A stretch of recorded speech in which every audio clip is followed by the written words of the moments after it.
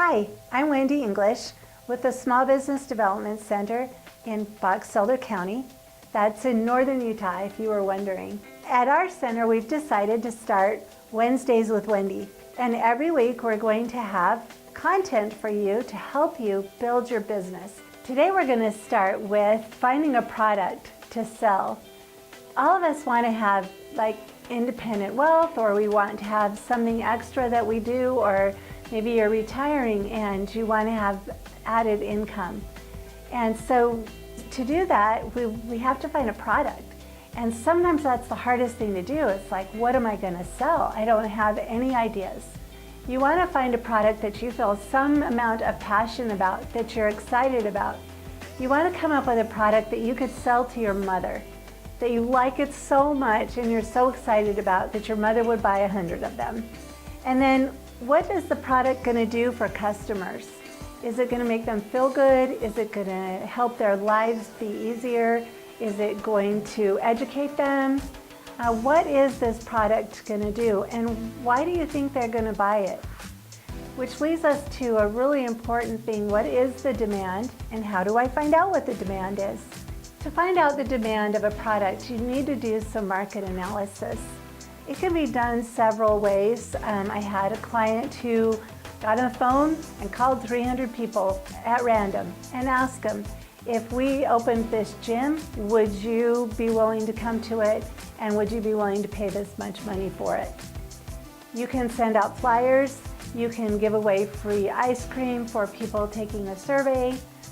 You can test the market with the product. You could buy a small amount of the product, put it up on social media and see, are people interested in it? Are they going to buy that product? But if there's no demand, you're not going to sell anything. And so even though you may find something that you think is so amazing and you're so passionate about, you have to test the marketplace. You have to make sure that there's a demand for your product before you go all in. One of the other things that you want to think about is, how am I going to make this product? Am I going to manufacture it? Is someone else going to manufacture it? If someone else is going to manufacture it, do I need to worry about exporting? How am I going to get it to my client? Am I going to send it to them? Is it going to be drop shipped? Those are the kind of things that you need to think about when you're figuring out a product. Because I had someone in here the other day that had a product that was really cool. They wanted to send their ranch dressing across the country. They had proven that there were people all over the country that were interested in this ranch dressing. But by the time we figured out how much shipping was going to cost to add a cooler into every box, it was prohibitive. And so that is a product that can sell locally, but it's not a product that will ever sell nationwide. Chocolate is the same thing. Chocolate is a great product, but you have to consider shipping, that it's going to need a cooler thing in it, and it may take it out of, make it prohibitive for you to sell.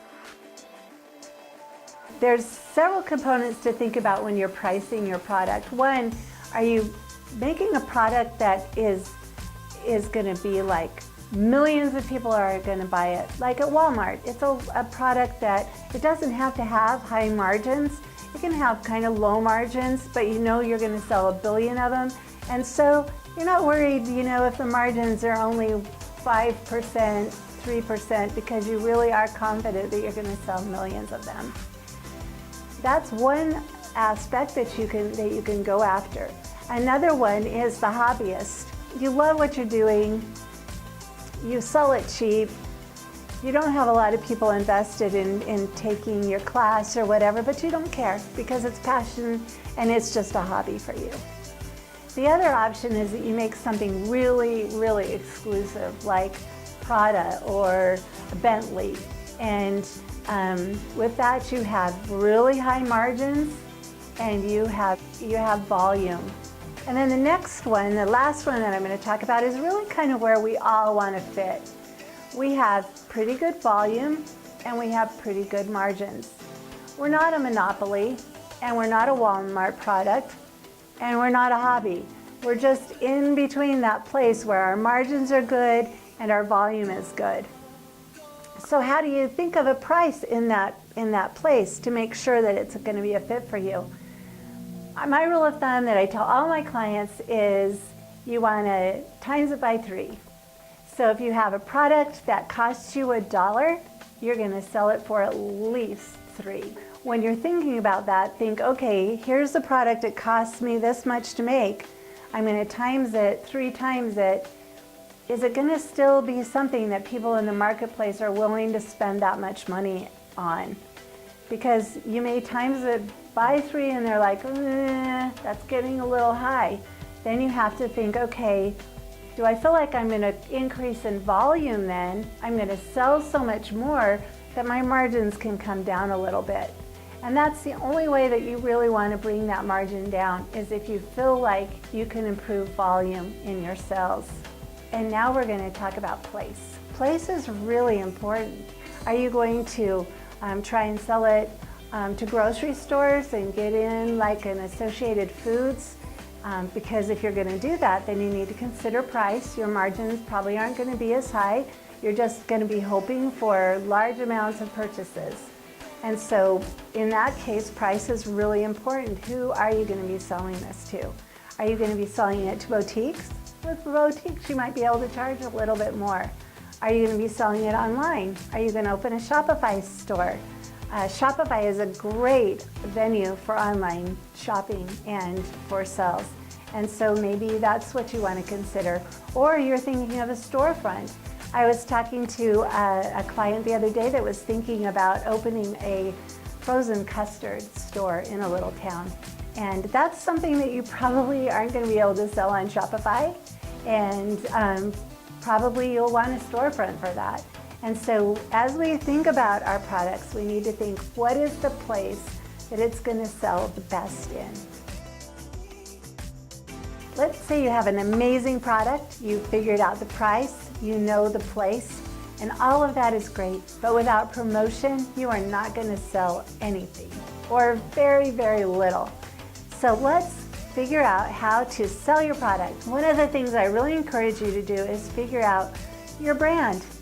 Once you've decided on your brand, then the promotion, the little things that you're going to add on to that will be easier and easier, because you know what your brand is and you know what it looks like and you know where it's going to sell. So let's take Coca-Cola, because it's the largest brand in the world and everybody recognizes it. We all know what Coca-Cola looks like. It's stayed pretty true to form as far as the logo goes. It's been the same logo since I can remember. It's always been the same. The product has been very similar. The price has stayed pretty consistent. So the changes have been little incremental changes that they do that are mostly generational. But they keep that brand carrying on throughout time. And the reason they can do that is they started creating a really solid brand. Now, where can you promote your product? We're so lucky today. There are so many different ways to push our product, and a lot of them are really cheap. I remember back in the old days, there was TV, radio, and the newspaper, and that was it. Oh, and then there are little flyers, the direct mail that would come in your mailbox. There was a lot of direct mail, but that was it. Those were your options. You didn't have anything else, and they were really expensive to be part of. Well, today you can be on Instagram, you can be on Facebook, you can be on Twitter, you can sell on shopping sites like Amazon, Etsy, eBay.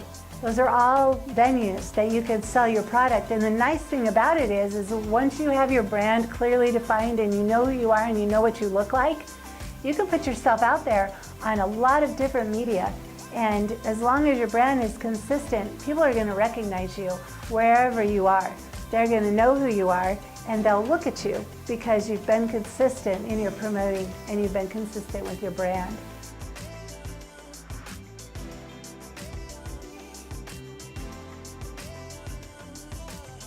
Please reply to this story. We'd love to hear from you and hear what you think about our videos and about what we're offering. Also, like us on Facebook. We're excited to get to know you and have you become part of our Facebook family.